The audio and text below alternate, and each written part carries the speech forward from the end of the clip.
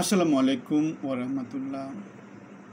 বাংলাদেশের রাজনীতিতে একটা ক্রান্তিকাল অতিক্রম করছে। আমাদের অন্তর্বর্তী সরকার পদত্যাগের চিন্তাভাবনা করছে এমন একটা খবর গত ৩-৪ দিন ধরে আমাদের বাংলাদেশের রাষ্ট্র হয়ে গেছে, এবং আমরা অনেক দিন ধরে দেখে আসছি আমাদের উপদেষ্টা পরিষদের সংস্কারের জন্যে আমাদের প্রধান উপদেষ্টার প্রতি নানা রকমভাবে নানাজন আহ্বান জানাচ্ছে। কেননা তারা যেভাবে ঝুড়ুবুড়ু কেন্দ্রিক উপদেষ্টা পরিষদ তৈরি করেছে, তারা যেভাবে চিটাগাং কেন্দ্রিক অযোগ্য উপদেষ্টা পরিষদ তৈরি করেছে, তারা যেভাবে ভাই ব্রাদার কেন্দ্রিক উপদেষ্টা পরিষদ তৈরি করেছে, সেখানে উপদেষ্টা পরিষদের সংস্কার করা এবং বাংলাদেশ গত 9-10 মাস ধরে যেভাবে লক্ষ্যচ্যুত হয়েছে, তাতে সমাজে নানা অঙ্গন থেকে এই আওয়াজটা উঠেছে যে ডক্টর মোহাম্মদ ইউনূসের উপদেষ্টা পরিষদটা সংস্কার করা অবশ্য করণীয়।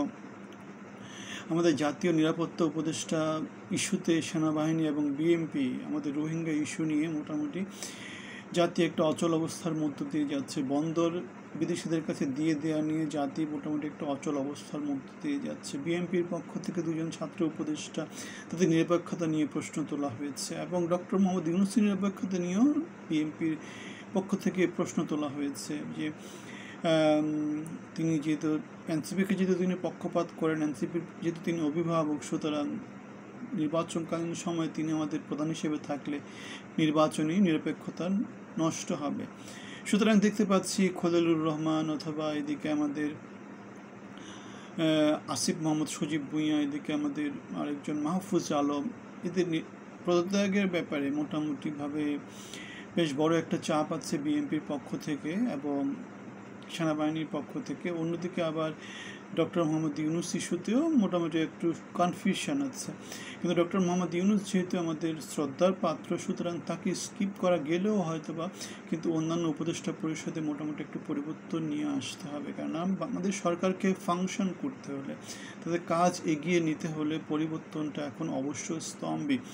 সুতরাং উপদেষ্টা পরিষদে পরিবর্তন আসছে, নতুন একটা উপদেষ্টা পরিষদ তৈরি হচ্ছে, এবং সেই উপদেষ্টা পরিষদের এখন যেহেতু নির্বাচন নিয়ে রোড ম্যাপ নিয়ে নানা ইস্যু সামনে চলে আসছে, সুতরাং তাদের কাছে খুব বেশি অপশান থাকবে না।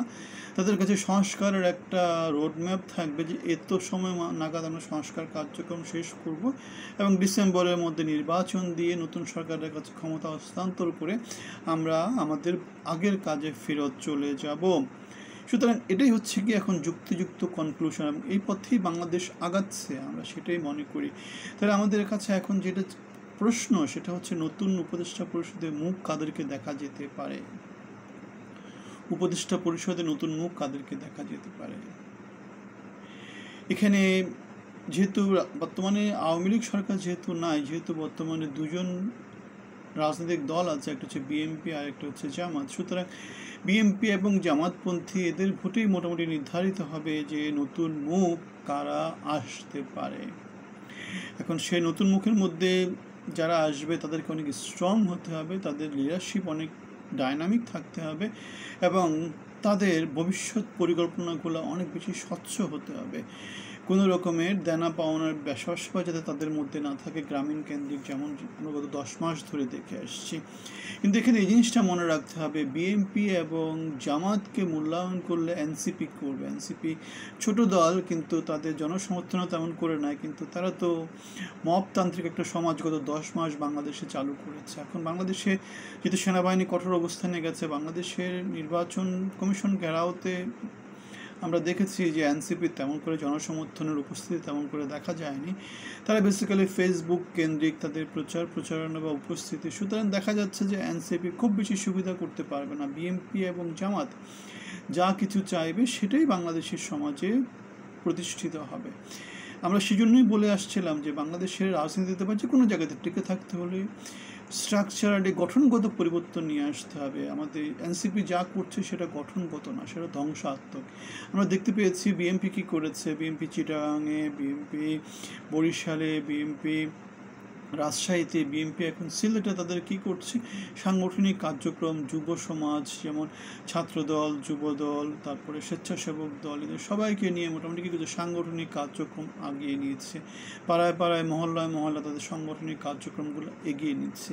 এগুলো গঠনমূলক রাজনীতি। এখন আমাদের নতুন দল হিসেবে ছাত্রদের এনসিপি গঠনমূলক তেমন করে কিছু করতে পারছে না। তারা সেই জ্বালাও পোড়াও, সেই মপতান্ত্রিক, সেই সুবিধা আদায় করার নানা রকমের অপচেষ্টা করে যাচ্ছে। যে অর্জনটা জুলাই আগস্টে ছিল সেটা বাংলার অপমর জনসাধারণের ছিল।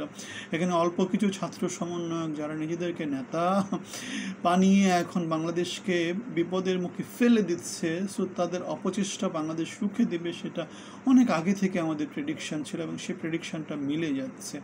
আমরা একটা ব্যানারের কথা বলি যেটা মানবিক বাংলাদেশ, জনগণের বাংলাদেশ, যেখানে আমরা আমার কথা, আপনার কথা, আমাদের কথা বলে বাংলাদেশের কথা বলি। আমরা জুলাই অভ্যুত্থানে ছিলাম, বিএনপি 17 বছরের যে গণতান্ত্রিক আন্দোলন ছিল সেখানে ছিলাম।